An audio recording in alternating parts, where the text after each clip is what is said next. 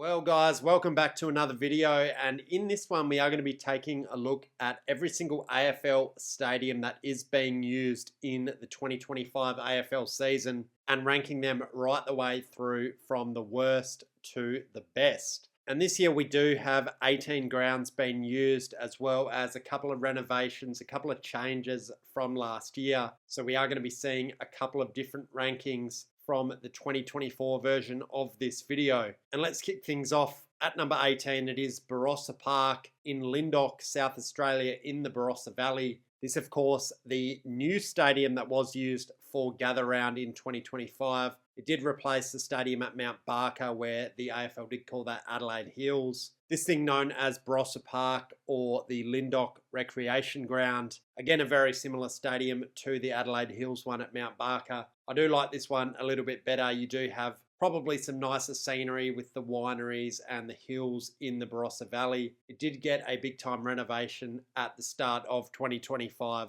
for Gather Round, and it did host 2 games at Gather Round. You can see really just one sort of grandstand slash function area, and then you do have some media facilities and some coaches boxes. Capacity for this thing was around 10k, but they did bring in a lot of temporary seating. I think it was the same temporary seating that was used at Mount Barker. But really, without that, it is just a standard country ground, but still, I think, an improvement on Adelaide Hills. At number 17, we do have the other new stadium that is being used in 2025, and it is a bit of a weird one. It is Hands Oval in Bunbury, WA, around 170 k's south of Perth. This stadium will be hosting its first game in a couple of weeks, where North Melbourne will be playing as the home team against the Eagles. And the idea for playing here was really just to promote the southwest of WA, the Margaret River wine region, the Bustleton region with the beaches, and a lot of the nice nature in that area. They did want to promote it to Victoria because there are direct flights from Melbourne to Bustleton, and also North Melbourne wanting to make a bit of money, and also one less interstate game for the WA-based teams over the next 3 years, which is a big factor for them playing there. This stadium got a big $19.5 million renovation in 2024. They did build this new grandstand, does seat around 750 spectators. They also upgraded the change rooms, function space, and the media facilities up to AFL standard, and also just some general car parking and scoreboard improvements to this venue. This stadium at the moment really just a suburban country ground in Bunbury. Bunbury's home to around 80,000 people, and it isn't the home ground of a waffle team. It is just in the Southwest Football League there in WA. Again, not much to say about this stadium. It is pretty basic. Maybe you do have a bit of a nicer grandstand, which is why it is above Barossa Park. At number 16, we do have TIO Traeger Park in Alice Springs. The AFL has been playing here for a number of years now. Again, a very similar ground where you do just have grass banks around a majority of it, and really just one grandstand. No major changes to this ground from previous years. You do have a better lighting system probably than the previous 2 stadiums on this list. And really the only feature of this ground is the scenery. Beautiful shots of the red dirt of the McDonnell Ranges in Alice Springs. And it does sort of capture that essence of Central Australia, but the ground itself really nothing special. At number 15, I do have Mars Stadium in Ballarat. Of course, this is one of the secondary home grounds of the Western Bulldogs. They have been playing here for around 8 or 9 years. Now, this stadium is a little bit different. I do actually like the stadium. It is quite modern compared to a lot of the other secondary grounds, but this year, at least half of the ground is a construction site, and the capacity at the moment only around 5,000, so I can't have it any higher than 15. There was a game here a couple of weeks ago, Western Bulldogs versus Port Adelaide. They got around 4,800 to the ground, and it really looked pretty bad on TV with the construction site all along the outer wing of the ground. And the AFL actually agreeing on this one. There was meant to be another AFL game played here later in the year between the Western Bulldogs and Adelaide, but they said, well, the capacity not big enough. We're going to move this one to Marvel, and when the redevelopment is done, Ballarat will get a replacement game. So clearly the AFL thinking this thing not fit for standard in 2025.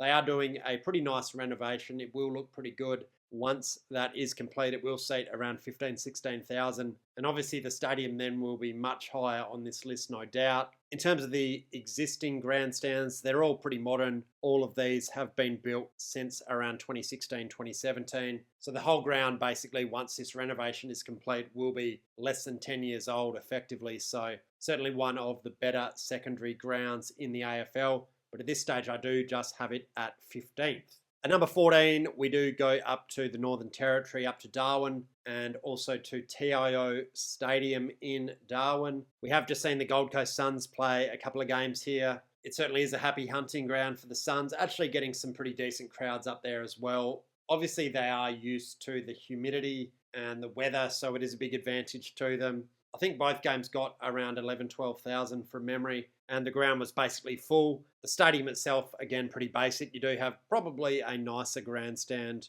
than some of the other ones, a bit more cover, but the rest of the ground really just a grass bank. You do have behind one of the goals the high performance centre or the function rooms. And I guess the ground does have some pretty unique light towers that do kind of look pretty cool. Darwin, again, in the news lately, a lot of people saying it does deserve to be the host city of the 20th team. A lot of talk about that. The AFL executives were up at the recent Gold Coast Suns game. Again, I'm not too sure whether this city is big enough. Obviously, if it does end up happening in Darwin, they will need either a big-time renovation to TIO Stadium or most likely a completely new roofed stadium. But for the moment, this ground is perfectly fine for a couple of games a year, and it is currently sitting at number 14 on the list. At number 13, we do have another one of the gather round venues. It is Norwood Oval. Certainly it is a unique stadium. You do have the really weird dimensions where the ground is really skinny and the wings are basically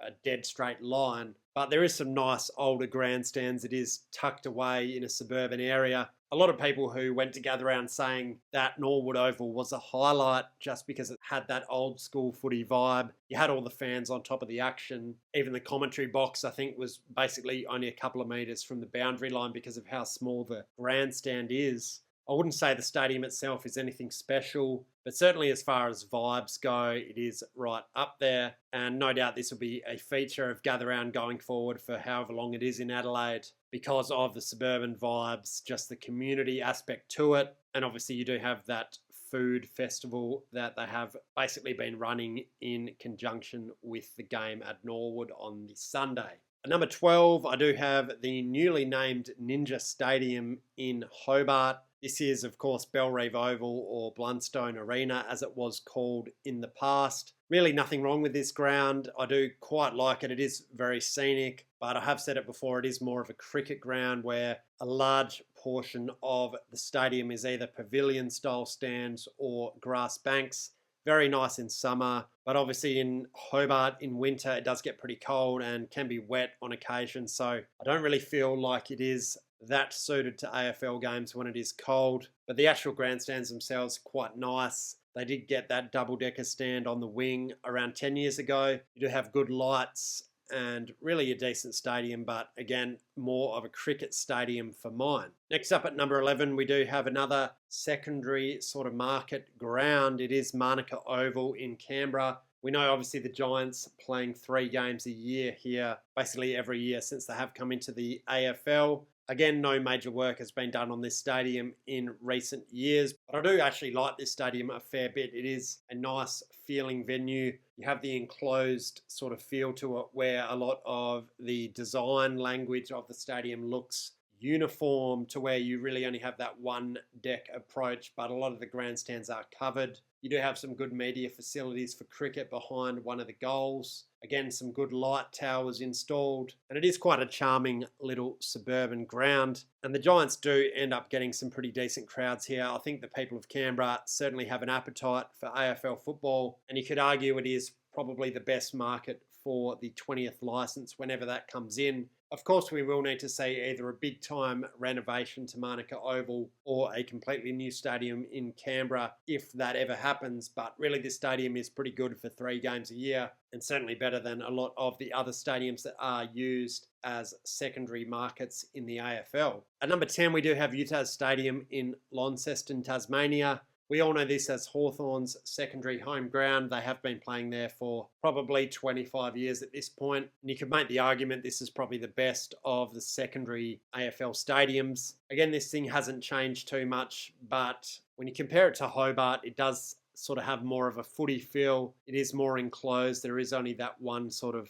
area of grass standing room in the pocket. And really you have covered grandstands around the majority of the ground, and even a fairly decent two-tiered grandstand in one of the pockets. The knock on this thing would be actually around 2/3 of the ground on those outer grandstands as you look at it from the TV. They actually are temporary, but if you look up close, they are sort of movable, and they do have that cheap sort of temporary vibe. Some of that will be going. There is a big time renovation happening to this stadium over the next couple of years. Of course, it will be one of the home grounds of the Devils when they come into the AFL, and they are going to be doing a bit of work on both the existing grandstands and actually putting up one or two new grandstands. So we do look forward to that. They're saying capacity around 17, 18K when that is done. So certainly a good option for the Devils to play 4 or 5 games a year at going forward. At number 9, we do move in to, I guess, the full-time permanent home grounds of the AFL, and I do have NG Stadium at number 9, home of the Giants. Of course, this stadium located in Homebush in the west of Sydney. This stadium's a bit of a funny one. I feel like it does get ranked a bit lower because most of the time it is empty. You do have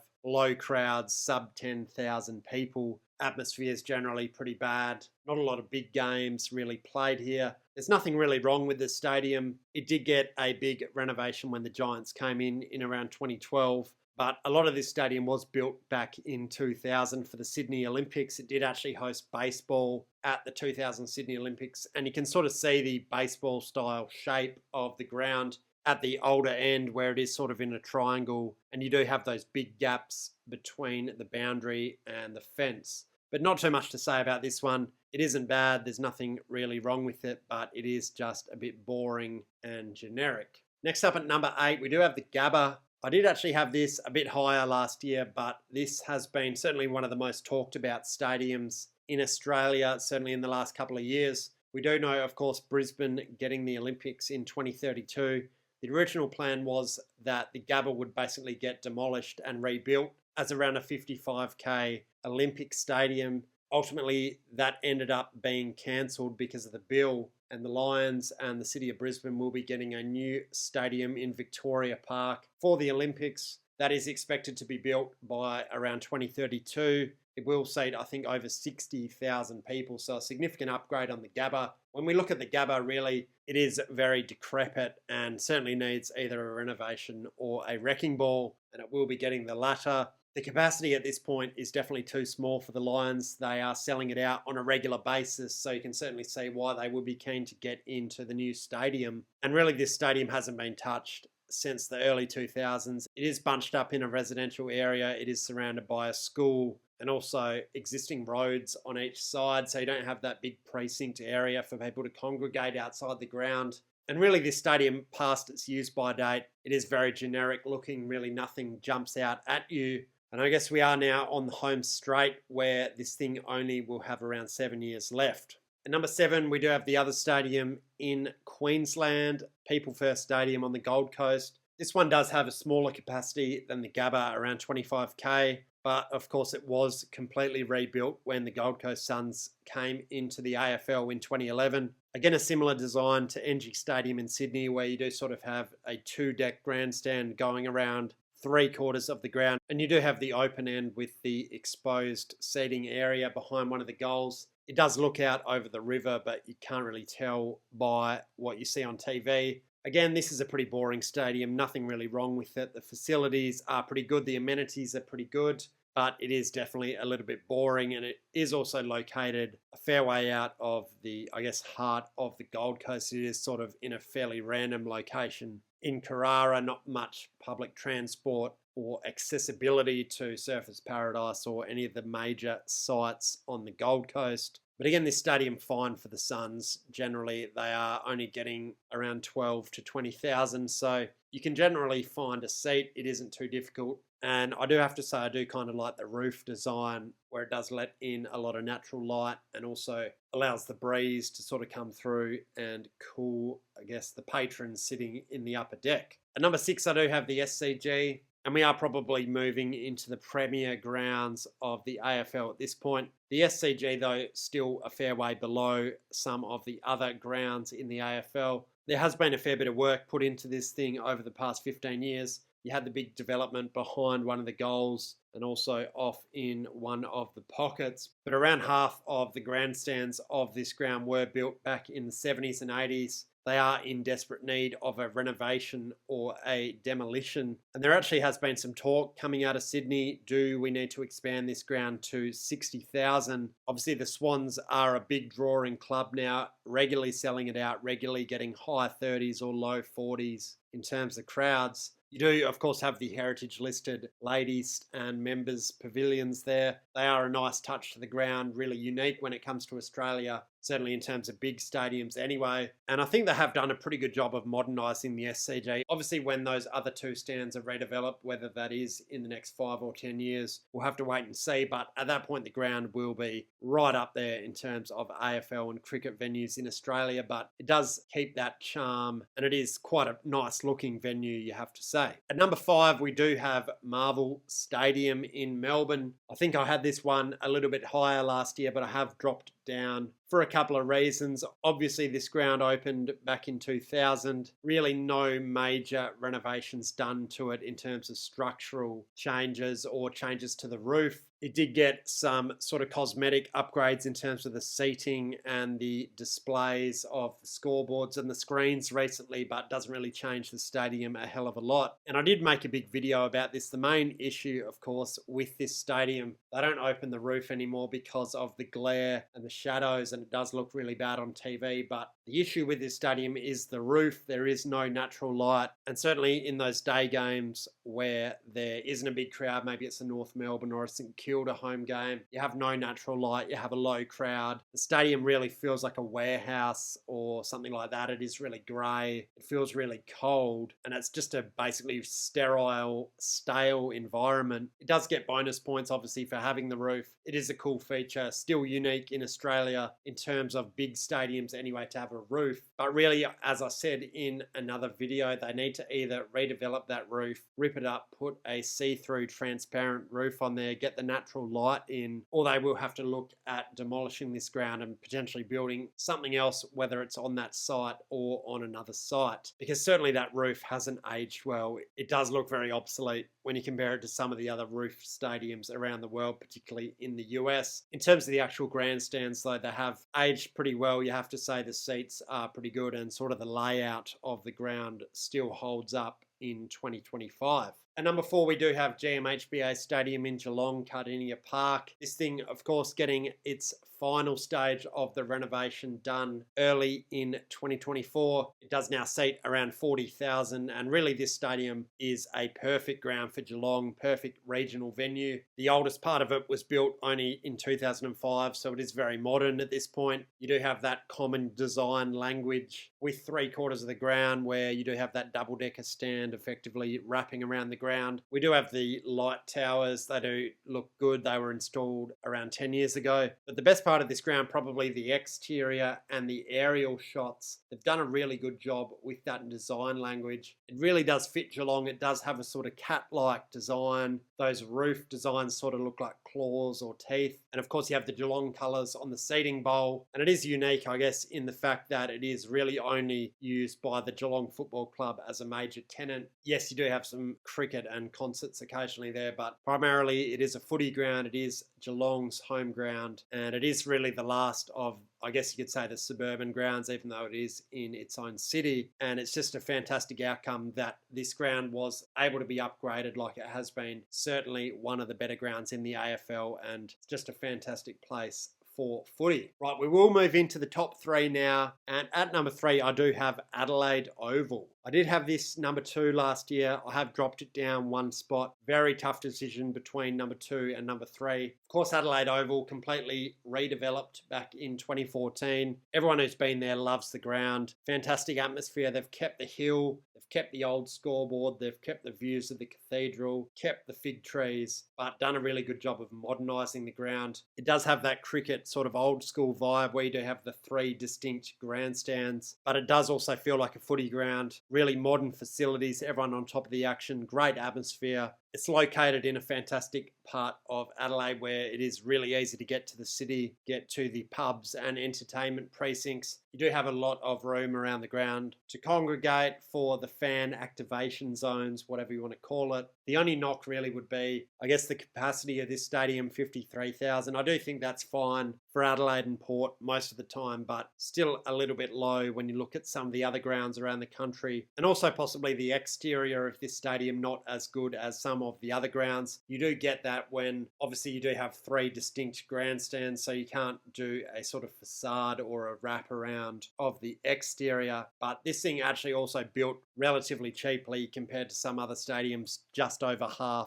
million back in 2014. But the interior certainly gets at least 9 out of 10, I'd have to say. At number two, we do have Optus Stadium in Perth. I have put this above Adelaide Oval, basically due to the capacity being 7,000 higher. It is around 60k, but really the exterior of the ground, obviously it is in a bowl design. It was all built at the same time. There was no pre-existing stadium that they had to take into consideration. And it is just a really fantastic modern stadium. You do have the ochre sort of brown, bronzy looking wraparound. It does fit WA. You think of the mining industry, you think of the sunsets when you see that. Fantastic white roof, covers all the fans, great amenities, great comfort for the patrons. Probably you could argue the best stadium in terms of the fan amenities, comfort. It does have a good atmosphere when the home team is up and about. The only knock maybe would be it is a little generic looking. I don't really love the seat colour. It is a bit bland, but obviously they are trying to juggle the cricket, the two AFL teams, and any other concerts or things like that that you might get at the ground. But certainly this is a fantastic venue in the AFL. But I don't have it at number one. At number one, it is, of course, the home of footy, the MCG in Melbourne. By far the biggest stadium in Australia, 100k